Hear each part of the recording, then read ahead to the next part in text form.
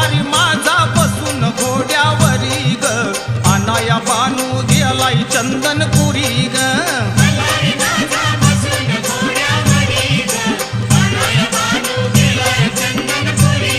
ये मल्हारी माझा बसून घोड्यावरी ग अनाया बानू गेलाय चंदनपुरी ग